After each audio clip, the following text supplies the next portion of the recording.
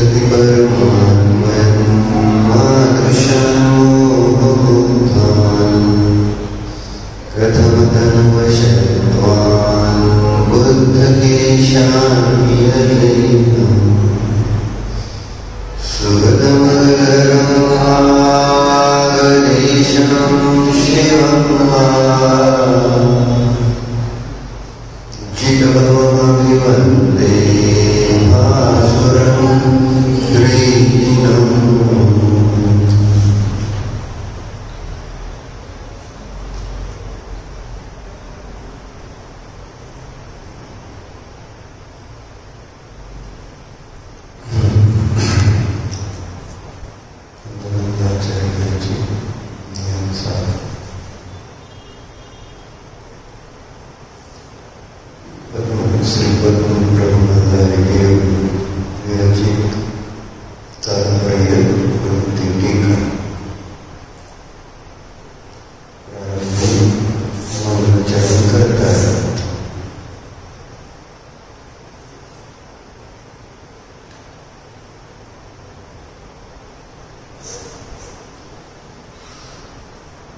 परिणामाच्या शुद्धीसाठी प्रयोजनाच्या सिद्धीसाठी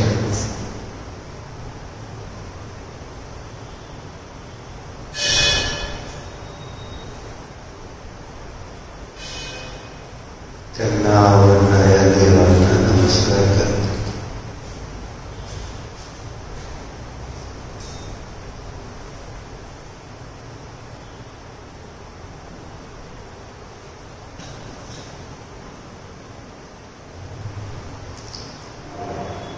आपण काल बोलत परिणामाची अशुद्धी कशामुळे होते.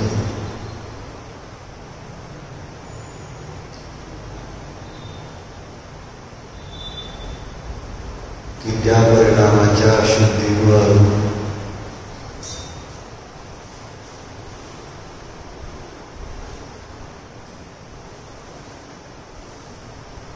काय घडतंय. विषय आणि कषायांमध्ये प्रवृत्ती दिसून येते. इंद्रिय विषय भोग प्रिय वाटतात. कषाय हा स्वभाव वाटतो. सोन्याला भाव वाढल्यावर मंदिराची लाट आहे ना तुम्हाला.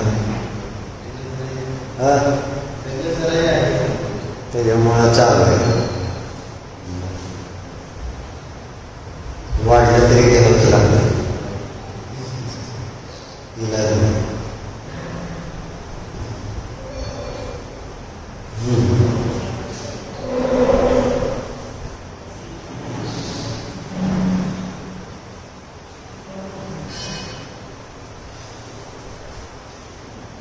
बाहेर जरी सुगी म्हणायची ना. मंदीच्या विरुद्ध काय असतं. सुगी म्हणजे चांगली तेजीची लाट बाहेर आहे.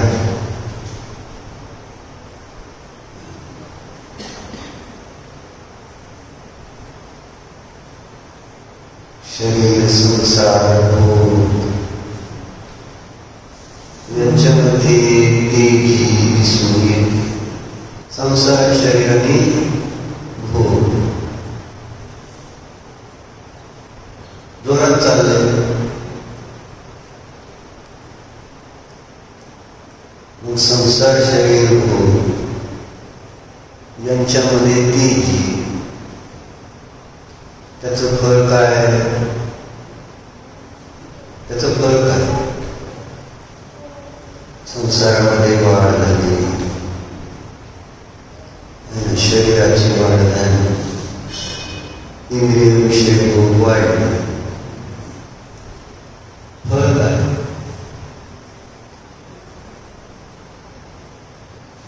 अशा रीती घडली का वाढली. आकुलता का वाढली, असंयम घडला का वाढला, अज्ञान घडलं का वाढलं, मिथ्यात्व दृढ झालं का ढिलं पडलं. शरीर संसार भोगामध्ये देवीचं फळ काय? मिथ्यात्व दृढ होत जातं. मिथ्यात्वाची तेज म्हणजे संसार दुःखाची तेजी असते. पण आपल्याला तिकडेही लक्ष द्यायला वेळ नसतो. नेमकं घडतंय काय, माझ्यामध्ये घडतंय काय, बाहेर इतकं लक्ष आहे की स्वतःकडे लक्ष द्यायलाच वेळ नाही. बरोबर, शराबी बरोबर, मुलाकडे लक्ष द्यायला वेळच नाही. मुलासाठी म्हटलं जातंय पण मुलासाठी वेळच नाही.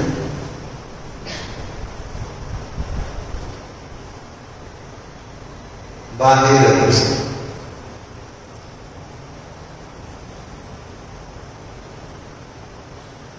मग इथं पण आपल्यासाठी वेळ आहे का? आपल्यासाठी. आणि आपल्यासाठीच आपलं अजून पुढं सुटलं नाही. आपल्यासाठी म्हणजे मग कोणासाठीचा? मिथ्यात्वामुळं जे संयोग प्राप्त झाले तेच आपले वाटतात. जे शरीर प्राप्त झालं तेच मला मी आणि माझं वाटतं. त्यामुळं मग ही भ्रांती दूरच होत नाही की इथं जे चाललंय ते कोणासाठी चाललंय, परासाठी चाललंय का स्वतःसाठी चाललंय, कोणासाठी चाललंय.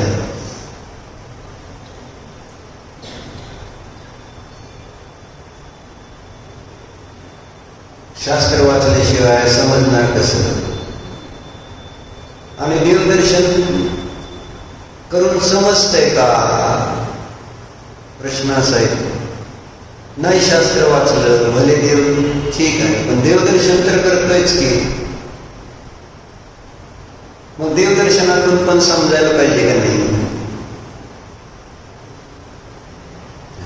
आपलं काय आणि दुसऱ्याचं काय? देवदर्शन करताना समजतं का? आणि मग देवदर्शन करताना आपलं आणि दुसऱ्याचं जर भेद कळला नाही तर देवदर्शन काय केलं कोणाचा प्रश्न. अंतर्मुख मुद्रा ज्यांची आहे असे अरिहंत भगवान राजकुमार. बरोबर आहे, बरोबर आहे. काय बरोबर, काय बरोबर आहे? अंतर्मुख मुद्राधारी आमचे अरिहंत भगवान काय दाखवतात? आत्मतत्वाला दाखवत नाही. भजन पण म्हणत नाही. किती अंतर्मुख मुद्रा आत्मतत्व दर्शन. अंतर्मुख मुद्रा आत्मतत्व दर्शन. जिन दर्शन कर निज दर्शन पा सद्गुरु वचन सुहाय. अंतर श्री विराजे जिनवर छलके शांति अपार. निरखो अंग जिनवर के जिनसे छलके शांति अपार.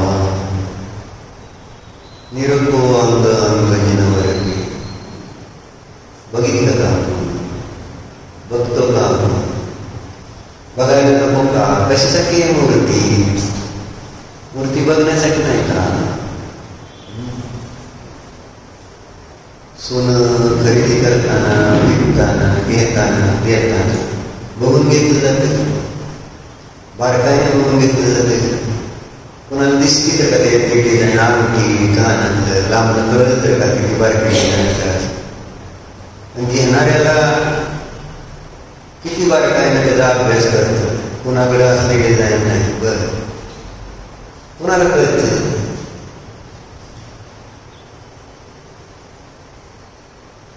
व्यवहारातली आपण प्रत्येक गोष्ट डोळे आहे तर पाहतो ना, बघून घेतोय ना, चांगली वाईट.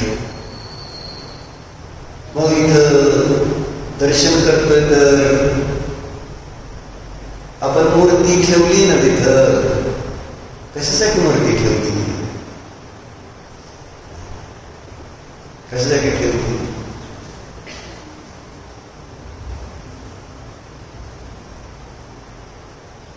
कारण आपला उपयोग त्याच्याशिवाय स्थिर होत नाही ना. काहीच नाही म्हटल्यानंतर तिथं मूर्ती नाही.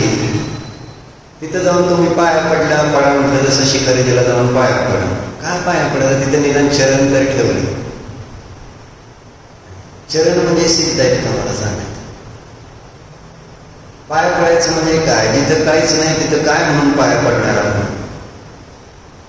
शिखरजीच्या डोंगरावर जाऊन आपण नुसतं जसं पाया पडतोय तिकडे तिकडे कुठं, जिथं ती टूक आहे त्या टोकेत जी विराजमान चरण आहे त्या चरणाचं वंदन करतोय. काय आहे चरण म्हणजे काय?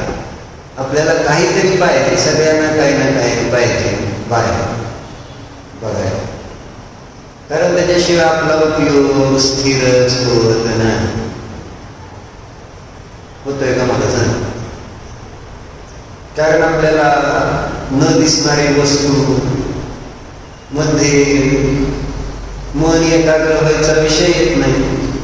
न दिसणाऱ्या इंद्रियाचा विषय नसणाऱ्या वस्तूमध्ये आपलं मन लागतच नाही. पाहिजे ना काहीतरी, डोळ्याचाच मुख्य विषय पाहिजे. व्यवहारात कुठलंही असलं तरी डोळे फार महत्वाचे, डोळ्याचे विषय फार महत्वाचे. ते एक व्यावहारिक साधन आहे आपलं उपयोग लागण्याचं. जसं टीव्ही मध्ये, मोबाईल मध्ये आपला उपयोग लागतो ना, दिसतंय. रेडिओवर संगीत ऐकताना किती उपयोग लागतो. अगदीच गाणं जेव्हा तुम्ही मोबाईलवर बघता, टीव्हीवर बघता त्यावेळेस किती उपयोग लागतो. म्हणून डोळ्यात आणि कानात 4 बोटाचं अंतर सांगितलं.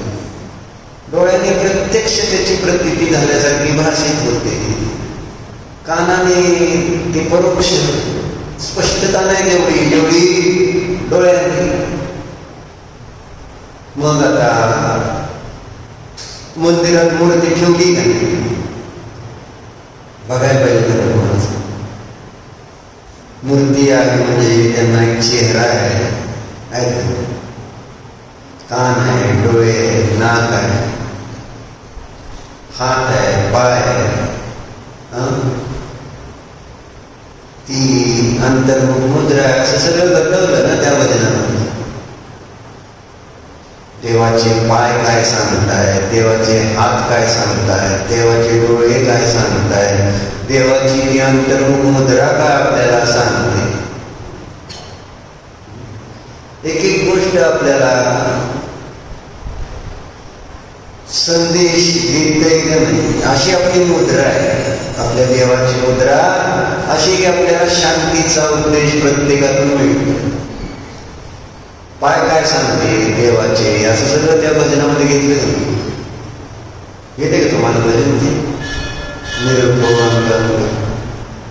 नाही घ्या बरं, तिथं आहे त्याच्या 2 प्रवचनवाणी. धन्यवाद विशालजी आल्याबद्दल.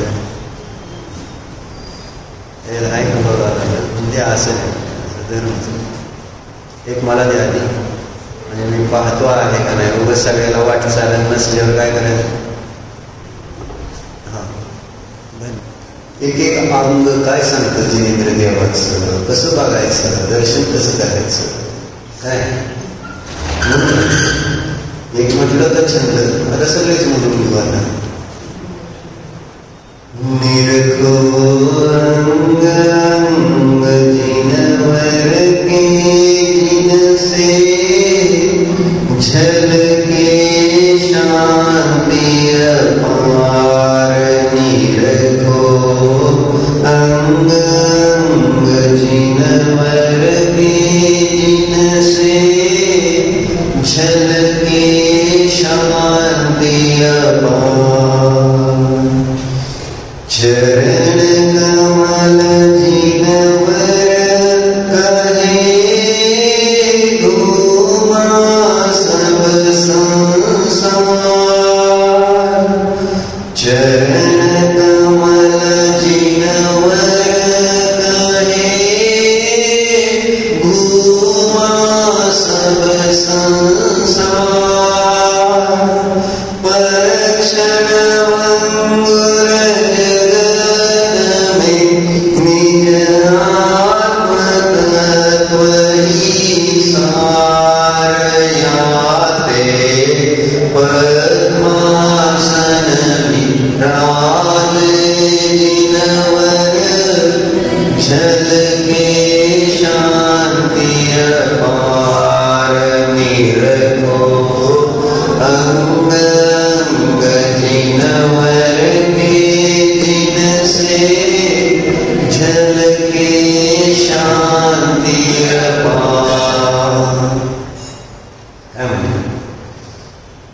देवाला पाय आहेत का नाहीत? पाय असतात का नाही देवाला? बघितली का कधी? पद्मासनामध्ये, खडगासनामध्ये, विप्रतिमा. ज्यांना काही ग्रहण करायचे, त्यांना काही नसलं जरी तिथे तरी ग्रहण कर. आणि ज्यांना ग्रहण करायचंच नाही, सगळं असून काही ग्रहण करत नाही, एक लग्नाजवळ काय आणि त्यांनी शिकायचं तरी शिकलाच. आणि आपल्याकडं सगळं काय पण शिकायचं नाही म्हटल्यानंतर प्रॉब्लेम हा सहजतेने उपलब्ध झालं. आणि त्यामुळं त्याचं आणि त्याची किंमत, त्याची व्हॅल्यू, त्याची महानता, त्याची उपयोगिता, त्याचं प्रयोजन भासणीत होत नाही. प्रतिमेची उपयोगिता भासणी व्हायला पाहिजे ना. नको ठेवली आपल्यासाठी एवढी तर काय. मग चरण आहे, चरण म्हणजे पाय. काय सांगतात चरण योग? पद्मासनामध्ये आहे ना प्रतिमासन. मग काय सांगते चरण कमल? चरण कमल जिनवर कहे घुमा सब संसार. पाय म्हणजे एक चालण्याचं प्रतीक आहे ना. पायाचा उपयोग कशासाठी मुख्यतेने? पायाचा उपयोग बसण्यासाठी थोडंच आहे. पाय म्हटलं तर सारखं फिरायचं, हिंडायचं, हीच त्याची उपयोगिता मला कळली. जिनेंद्र देवाचे चरण त्यांना पण आहेतच की, पण फिरते कुठं असं आहे. ते का असं पायावर पाय घेऊन बसली, मांडी घालून का बसली? मांडी घालून बसल्यावर आता फिरते का माणूस? सांग,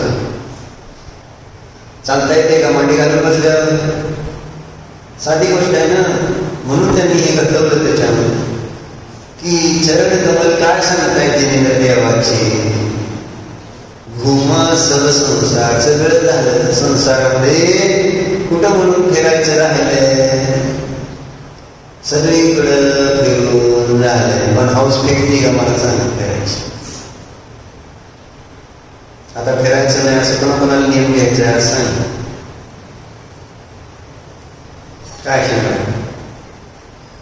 म्हणजे पर्यटन टुरिस्ट प्लेसला नाही जायचं अशा अपेक्षेने म्हणतो. तीर्थक्षेत्राला जायचं. आणि आपली योगायोगानं प्रत्येक तीर्थक्षेत्र पर्यटन क्षेत्रच आहे. कारण आपले सगळे तीर्थंकर अशा ठिकाणावर मोक्षाला जाते की आपण डोंगर असतोच. आणि डोंगराशिवाय पर्यटन करायचं. झाडी आली, जंगल आलं, गार हवा, निसर्ग सौंदर्य, दुसरं काय असतं पर्यटन? इतर लोक आपल्या क्षेत्रांचा पर्यटन स्थळ म्हणून उपयोग करतात, टुरिस्ट प्लेसेस म्हणून. बाहुबली काय, शिखरजी काय, बाकीचे लोक एक आपलं फिरायला म्हणून, श्रमबळ काय फिरायला म्हणून जातात. आणि आपण कुठं जातो? काश्मीरला. जावं आता. जाणार आहे कोणाला जायचं काश्मीरला? नाही. त्या अतिरेक्यांच्या गोळ्यापेक्षा कर्मांच्या गोळ्या आपल्याला बसल्या नाही. प्रॉब्लेम अतिरेकीच्या गोळीनं एकदा मरतो, कर्माची गोळी भवात मारते. ती गोळी लागते का? ती गोळी लागल्यासारखी वाटते का? त्याच्याबद्दल कुठं खेळ बंद, आज दुकान बंद, कर्माच्या गोळ्या लागल्या असं म्हणून आपण बंद ठेवून फक्त धर्मच करू असं कधी झालंय? बाहेर त्या लोकांना मारलं तर आपण बंद ठेवणार का नाही? कारण बंद होतं बंद होत. मग मारले जात असतात जे विषयांच्या अधीन होतात, त्यांना कर्मरूपी अतिरेकी बेछूट गोळी मार करत. चया नाही, माया नाही, काय कोण आहे काय नाही, जात नाही, पात नाही, काय नाही. तिथं तर जातपात विचार. इथं विजय भागा पुढं कर्माला काय नसतं. आणि कोण आहे, लहान आहे का मोठा आहे हा विचार नाही. स्त्री आहे का पुरुष आहे, मुलगा आहे का मुलगी आहे, असं काय भेदभाव, गरीब आहे का श्रीमंत आहे. तू भोगाच्या नादी लागलायस, तू कशाच्या अधीन झालायस. अब गोली खा. काय ऐकलंय ना? अब गोली खा. आता गोळी खावं लागतं. पण वाटलं पाहिजे ना, ते वाटलं पाहिजे. नाही करणार नाही, का करणार नाही. ती गोळी लागते, बेकार लागते. जोपर्यंत त्याचा उदय येत नाही तोपर्यंत कळत नाही ना. कारण त्या गोळी अशी आहे की लगेच त्याचं ते स्वरूप दिसत नाही. कालांतराने त्या विषयाने कषायांच्या निमित्तात बांधलेल्या कर्माचा उदय येतो आणि नरकतिर्यक जगतीमध्ये जेव्हा जाऊन तडफडतो, तळमळतो, दुःख भोगतो, त्यावेळेस त्याला हाय हाय करत म्हणतो, कसं काय झालं, मी असलं कसलं कार्य केलंय, असलं कसलं पाप केलंय म्हणून मला हे फळ भोगावं लागतं. कर्माची गोळी मारल्यानंतर असा प्रॉब्लेम आहे, लगेच नाही.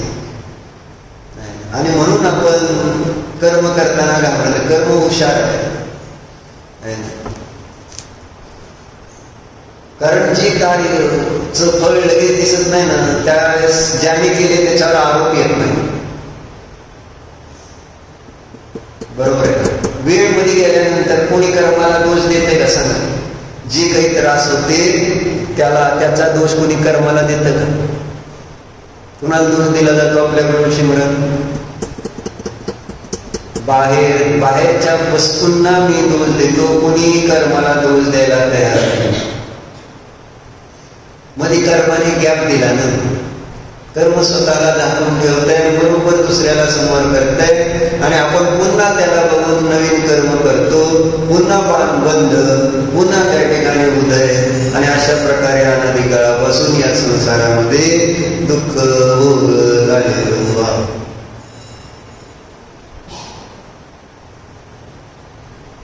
आता लगेच जायचं नाही काश्मीरला, पुढच्या वर्षी जाऊ. कधी जायचं ठरलंय? म्हणजे जोपर्यंत आपल्याला विसरी पडणार नाही तोपर्यंत कोणी जाणार नाही.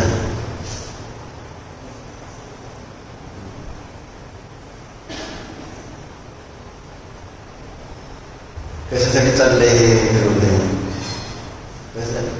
शरण कमल जिनवर करे भ्रुमास संसार.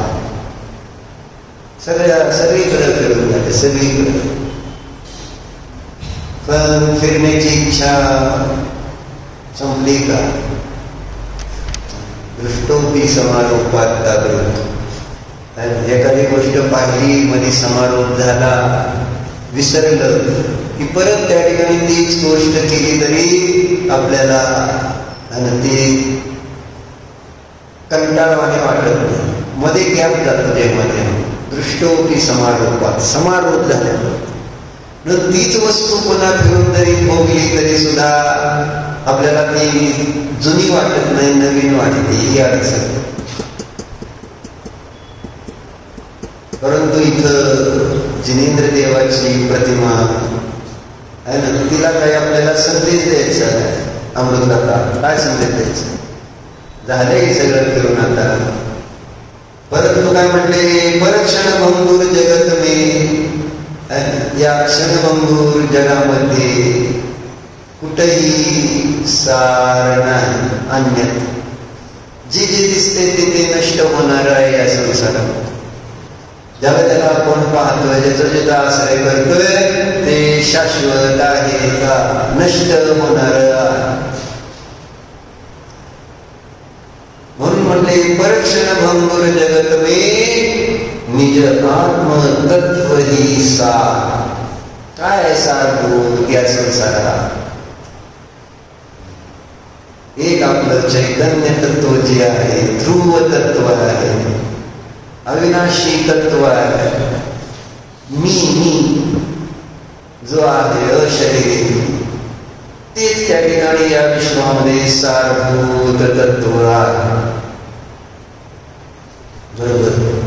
आणि म्हणून या ते आणि या कारणाने जिनेंद्र देव कशी बसते, याते पद्मासन विराजे. भगवान महावीर भगवान देवाला बघितले नाही, खडगासनात आहेत का पद्मासनात आहेत? पद्मासनात आहे. पद्मासनच बरोबर आहे.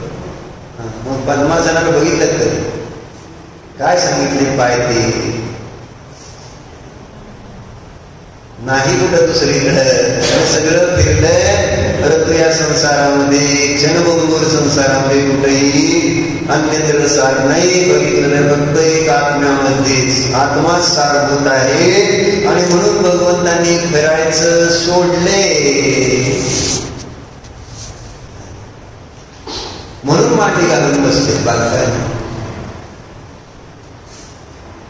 का मांडी घातली हा प्रश्न पडलाय. असंच का? कुठंतरी वेगळ्या ऍक्शन मध्ये का नाही?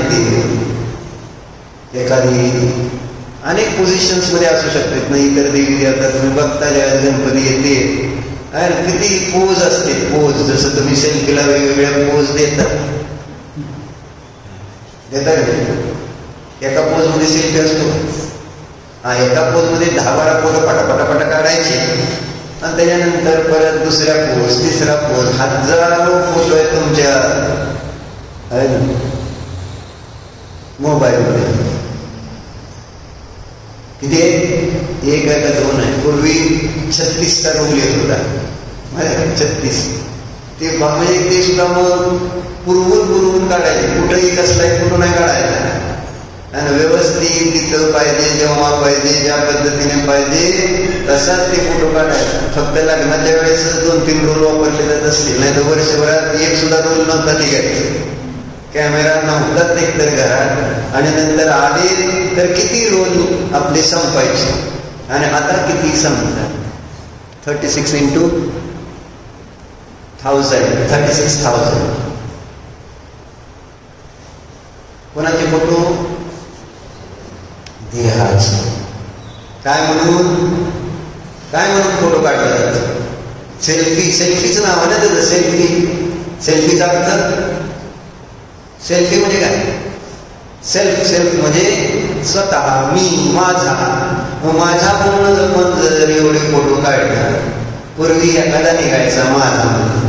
आता किती संस्कार त्या वस्तूचे होतात. शरीर मी आहे, माझं शरीर मी असा दिसतो, हे माझं रूप. कारण फोटो काढल्यानंतर परत बघणार ना कसा दिसतोय मी फोटोमध्ये, कसा दिसतोय, कोण दिसतोय म्हणून है ना. मी दिसतोय का शरीर दिसतोय म्हणून बघणार. सिमरन, श्रुती कोण म्हणून बघता तुम्ही? जिया काढायचे फोटो इकडं तिकडं आणि टाकायचे आपले हॅपी बर्थडे दीदी. दुबईचे फोटो, इकडचे फोटो, तिकडचे फोटो, कसले फोटो, काय फोटो, कुठं टाकतोय, काही विवेक नाही. परत रडायचं आमची पोरगी अशी करते, आमचा पोरगा तसा करतो. आपण त्यांना प्रोत्साहन द्या, दुसरं कोण नाही. मग रडत जाऊ नका, रडत जाऊ नका. जे झाले त्याला स्वीकार करायचं, कारण आपणच त्यांना अनुमोदन दिलेलं आहे. मग परत उगाच टेन्शन घेऊन मग काय करायचं, मग सांगायला नको का, करायला नको का, असं कर. अरे काय मूर्खता. बुद्धी आधी लावायला पाहिजे ना. करायच्या आधी आपण जे करतो त्याच्या अगोदरच करायचं ना. आग लावायची, परत म्हणायचं विजना विजना विजना, तरी आता कशी विजन? लावताना कळत नव्हतं आग लावायची की नाही. नंतर किती रडले तर उपयोग होणार नाही. वेळेवर घाव घालावे लागतात. म्हणून आपलं आचरण सात्विक असावं. मोठ्यांचं आचरण पूर्वी सात्विकच होतं. आता मुलांबरोबर तामसिक आचरण केलं जात. कोण कोण? लहान मुलं तामसिक त्यांना कळत नाही. तामसिक मोठ्यांना कळत आणि ते तुम्हाला फॉलो करतात आणि तुम्ही त्यांच्या आणि त्या आचरणाची स्तुती करता, कौतुक करता. छान सुंदर दिसतंय, काय करते म्हणाले तर छान दिसते म्हणून कौतुक करणार का? अजून अजून अरे तशी चर्चा काय पटणार नाही वर्तमानामध्ये ह्या गोष्टी. बरोबर आहे का? बरोबर. तुमच्या इथं इंद्राने अभिषेक केलाय का? परवा इंद्राने अभिषेक केला ना तुमच्या इथं? मी म्हटलंय ना अभिषेक होणार तुमच्या इथं, म्हणून मी बोललेलं ठरवत असतं. लक्षात घ्या, सगळा कार्यक्रम बाहेर आधी गावाला नाही. मस्त अभिषेक एन्जॉय करायला पाहिजे होतं का नाही? काय त्याला मध्ये भिजून मस्त अजून वेगळा काहीतरी कार्यक्रम झाला असता. सगळे तर रेग्युलर आहोत तसलं करतातच की. आपण पावसात भिजून साक्षात आता देव तुमच्यावर कृपा करतोय. गरमीच्या दिवसात पाऊस, थंड वातावरण, सांगायचं काय?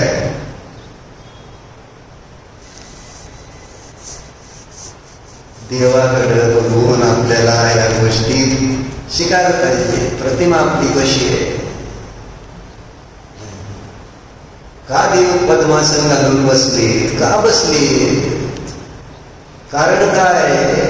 नको विचार करायला. का आपण म्हटलं ना कॅज्युअली कॅज्युअली कॅज्युअल माहिती आहे ना? सुट्टीच्या दिवशी जे कपडे घातले जातात त्याला कॅज्युअल म्हणायचं आणि लग्नावर जाताना फॉर्मल. बरोबर ना? माझा फॉर्मल कॅज्युअल. मग तेच आहे मंदिरात दर्शन धर्म विविध कॅज्युअली म्हणजे ते फार गंभीरता नट्टा पट्टा किती करायचं असतो. ज्यावेळेस असंच फिरायला जायचं असतं आणि लग्नाला जायचं असले, कार्यक्रमाला जायचं असल्यानंतर किती किती रेगा वाढायच्या चेहऱ्यावर.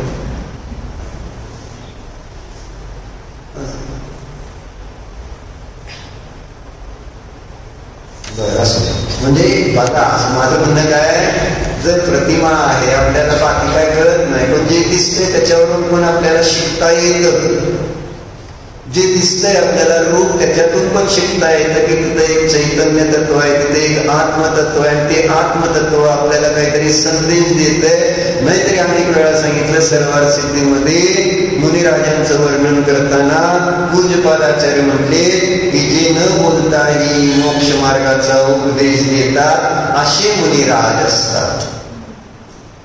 अशी आपले भगवंतांची प्रतिमा आहे. अवाक विसर्गम वपुषाने रूपयंती सांगितलंय. अवाक म्हणजे न बोलताही. काय करताय? विरोबाई तुमच्या नातीला तुम्ही आणत नाही. हे दोघं खेळ असते ना, 5-5 वर्षाचे येते दोघं. तिला पण सवय लागेल, पण ती झोपलेली असेल कुठे आहे ना, उठवायचं ना.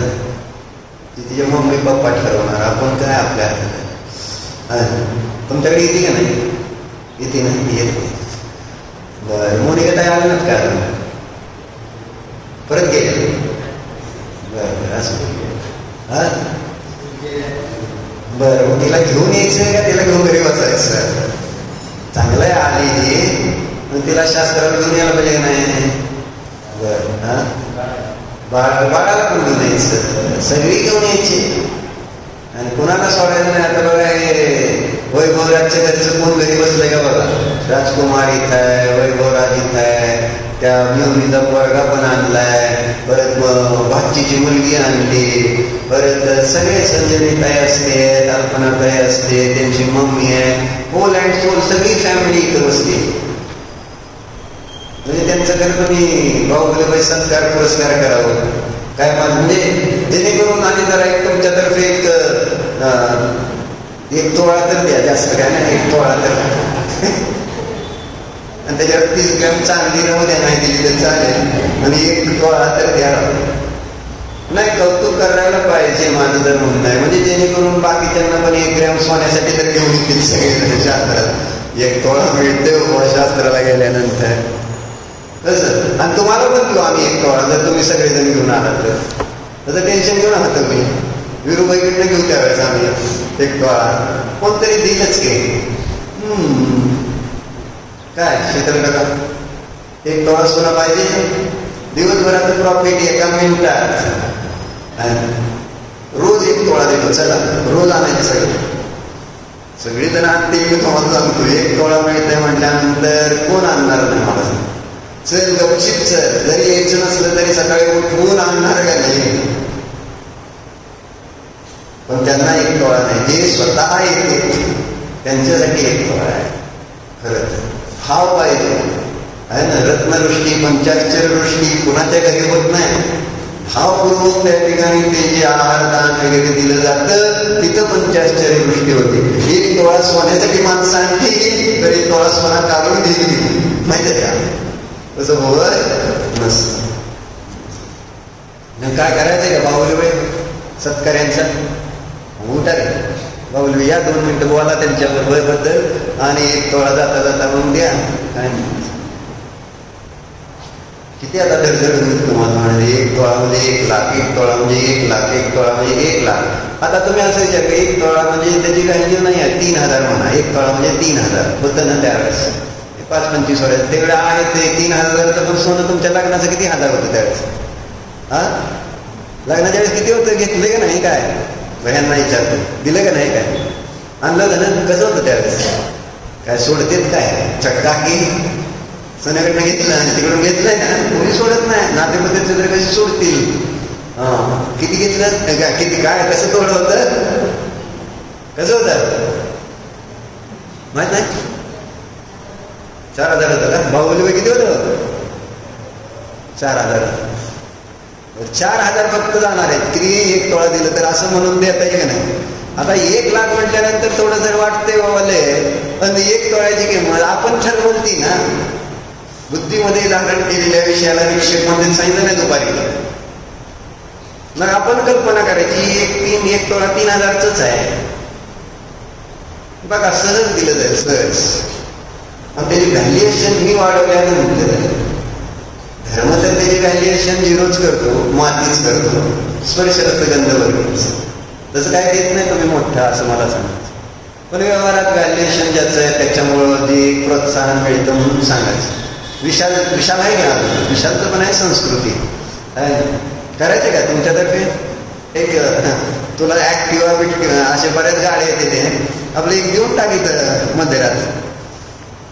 होय रे विशाल, बनियन अंडरपॅन्टवर ऍक्टिवा येते ना तुला? नेते 4-5 आले त्याला त्याने ऍक्टिवा म्हणून सांगतो.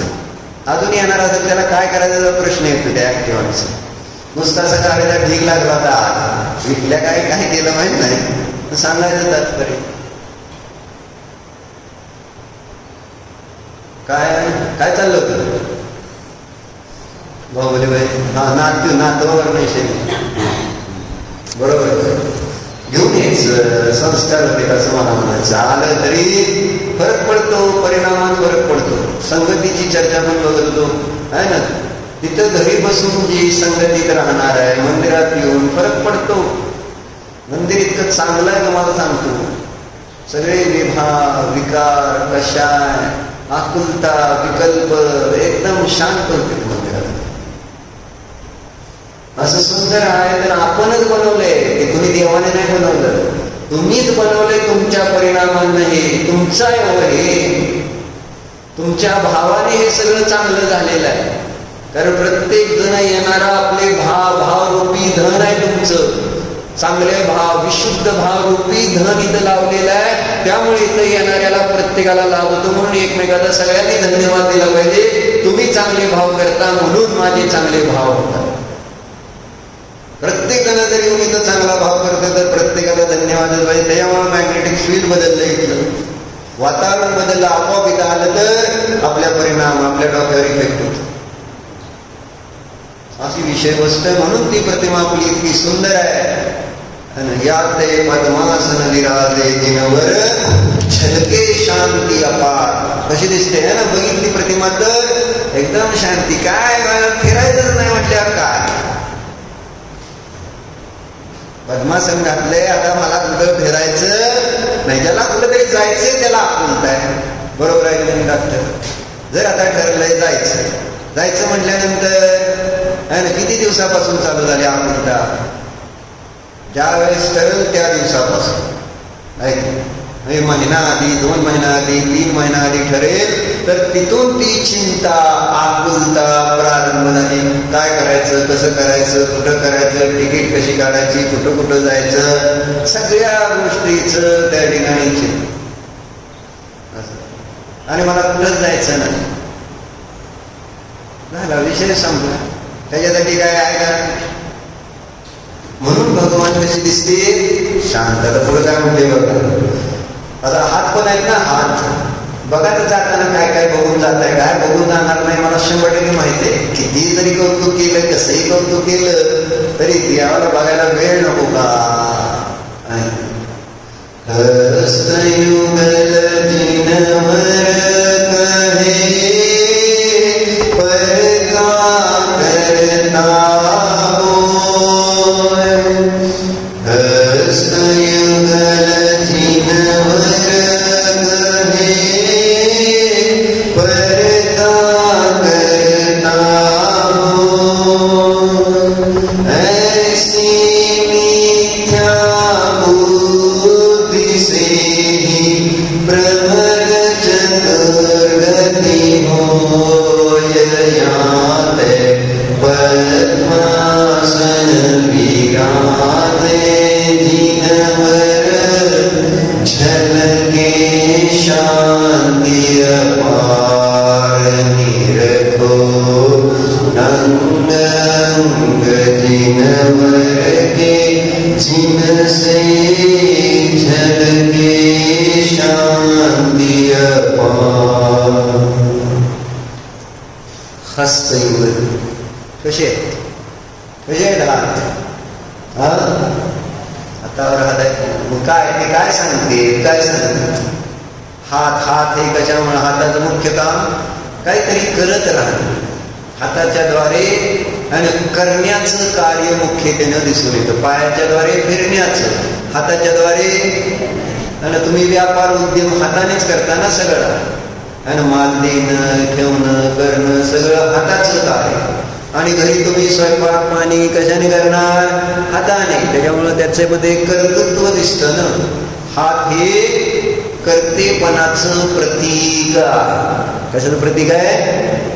कर्तेपणाच. म्हणून इथं काय म्हणले की हे जिनवर, हे भगवान तुमचे हात काय सांगतायत की अनादिकाळापासून आत्यापर्यंत मी काय केलं तर केवळ पराचा करताच स्वतःला मानत आलो. मी केलं तर होणार आहे अशा प्रकारच्या मान्यतेने मी मला किती दुःख दिलंय तुम्हाला कळत नाही. मी करतोय या मान्यतेमुळे दुसऱ्याला सुख नाही, आपल्याला किती दुःख आपणच दिलंय हे तुम्हाला कळतंय का? कारण वस्तू स्वभावामध्ये तुम्ही काय करताय, ढवळाढवळ करताय, करणं. वस्तू स्वभाव जिनेंद्र देवाच्या ज्ञानात धडकलाय. प्रत्येक वस्तू स्वाधीन आहे, स्वतंत्र आहे. प्रत्येक वस्तूचं परिणाम स्वतःमध्ये स्वतःच्याच कारणाने होत आहे. आणि असं असताना सुद्धा तू जाता काय राहिले माहिती आहे. पण तरी सुद्धा आहोत जोपर्यंत शरीरात आहे, जोपर्यंत श्वास चालू आहे, तोपर्यंत कर्तृत्व बुद्धी थांबते का? मुलांनी जरी तुम्हाला काही करायचं नाही, गपचीप बसा म्हटलं तरी कर्तृत्व बुद्धी थांबते का?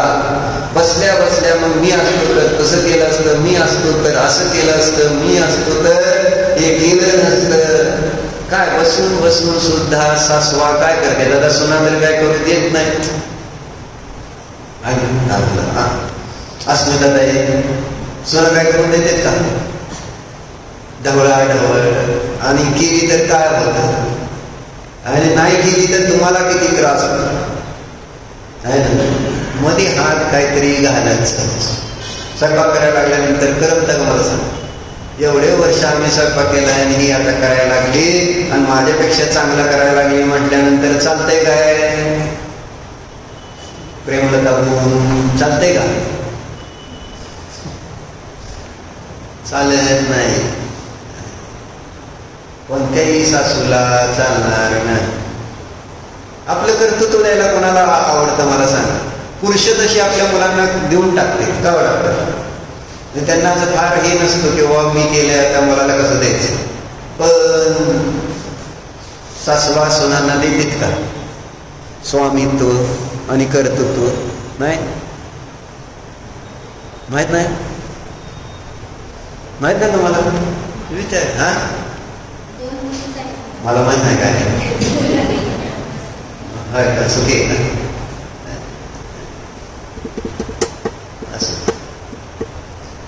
तर सांगायचं करता करतापणा हे म्हणजे मिथ्यात्व का म्हटलंय तर वस्तू व्यवस्थेची स्वतंत्रतेमध्ये आपण गदा आणतोय.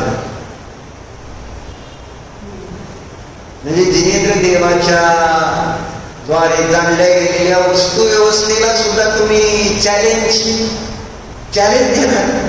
मी करून दाखवतो, करा, हो करून दाखव. म्हणून इथं ते सांगते, हात काय सांगते देवाचे,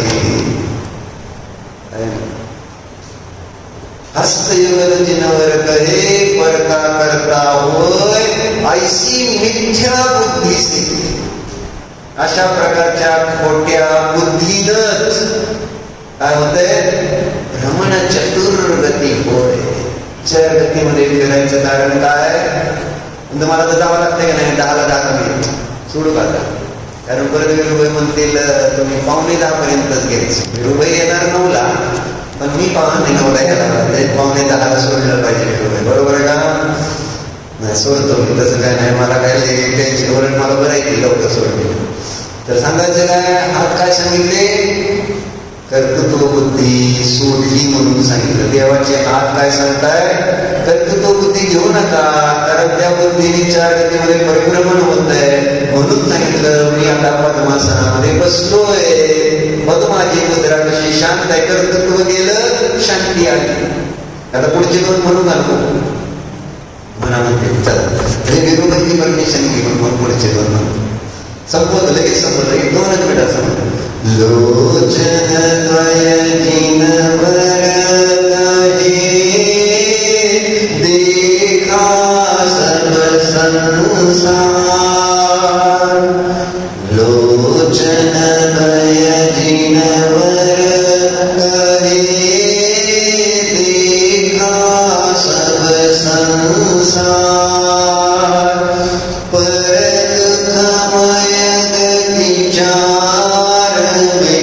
ध्रुव आत्म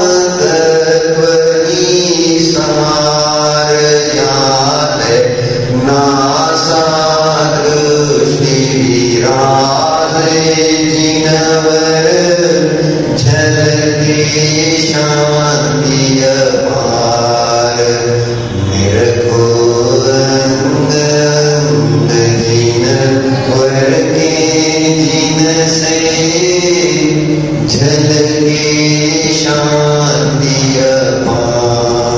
डोळे काय सांगते? डोळे देखा सर्व संसार का पाहायचा? लोचन बघायचे नव्हतं. बघितलं सगळं बघून झालंय, काय बघायचं राहिलं नाही. आणि म्हणून भगवंताची दृष्टी कशी आहे? यातले नासाग्र दृष्टी असते. पूर्ण डोळे उघडलेले नाही, पूर्ण बंद नाही, बाहेर काय बघायचं नाही आणि झोपलेले पण नाही राजकुमार भगवान. म्हणून ती एक आगमनी त्या डोळ्याची अवस्था अर्धे डोळे दाखवले बरोबर. म्हणजेच नासाग्र दृष्टी आहे. म्हणजे जर बघितलं तर अर्धे डोळ्याचे गेल्यानंतर नाक दिसतं, त्याला नासाग्र दृष्टी म्हणून म्हटले. भगवंतांची दृष्टी कशी आहे? नासाग्र दृष्टी. आणि त्यामुळे तिथं दिसतंय काय? याते नासा दृष्टी विराजे जिनवर झलके शांती अपार.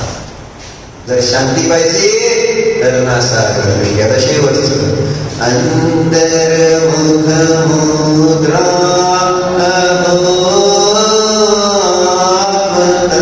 आत्मतत्वदर्शन. अंतर्मुख मुद्रा आत्मतत्वदर्शन. जिन दर्शन कर निज दर्शन पा सद्गुरु वचन सुहाय. याते अंतर्दृष्टि विराजे जिनवर झलके शांति अपार निरखो अंग अंग जिनवर के जिन से झलके शांति अपार. अंतर्मुख मुद्रा काय सांगते? आत्मतत्व दाखवते. सांगत होतो नाही, बघायला आपल्याला निर्णय तर झाला पाहिजे मी आहे. आणि मग त्या मी साठी जे काय करायचंय ते मी साठी केलं जाईल. पण मीच कळलो नाही, शरीरालाच मी समजून बसलो तर मग शरीरासाठीच मी करणार. जे काय करायचंय ते मी माझ्या आत्म्यासाठी का बरं करणार असा अडचण. म्हणून मी समजून घ्या लवकरात लवकर आणि त्याचं जसं श्रद्धान करा ते सांगायचं. मग त्याच्यासाठी आमचं सगळं जीवन समर्पित झालं नाही तर सांगा.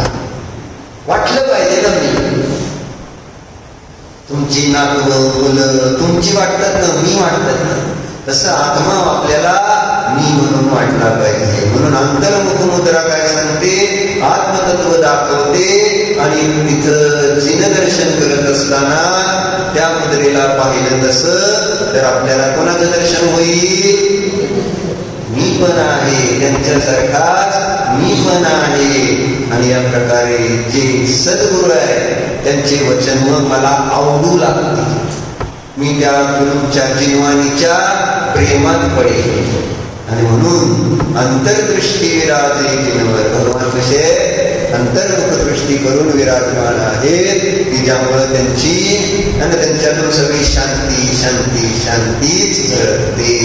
ओम नमः ओम प्रभो मी मनोचिंताय सर्व समरण क्रोधमान मानव प्रमादित्याने विमानचरे माझ्याकडून अनुवाद करू शास्त्र गुरु यांचा घेतलेल्या प्रमाणामध्ये अतिक्रमातीच्या रामाच्या क्रियापासून वंचन जपाई जीवाची हिंसा स्वाध्याय करीत असताना घडलेल्या सर्व दोषाविषयी कशाला व्यक्त करू क्षमा. हे माझी सर्व दोष मिथ्या मी माझ्या या सर्व दोषाविषयी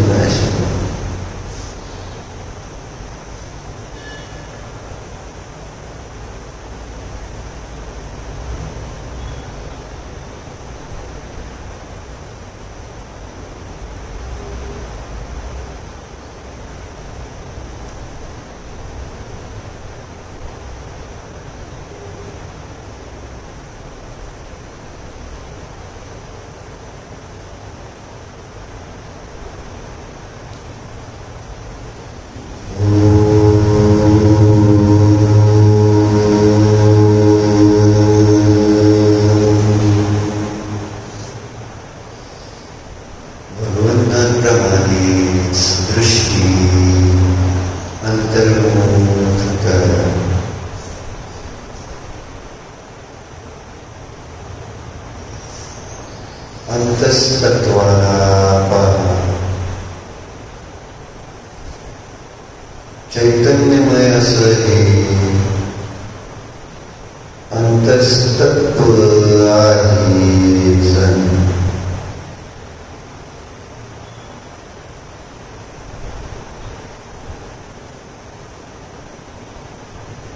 पाहण्यायोग्य हे चैतन्य तत्वच आहे. पहा, हाच मी आहे. विचार करा.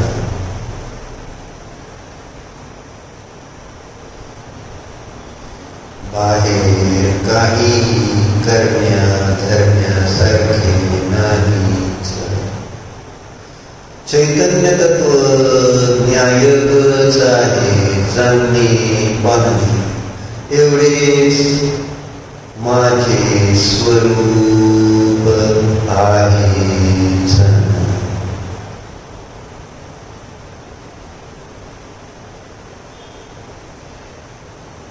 चार गतीमध्ये परिभ्रमण करणे, फिरणे, दुःख भोगणे हा माझा स्वभावच नाही.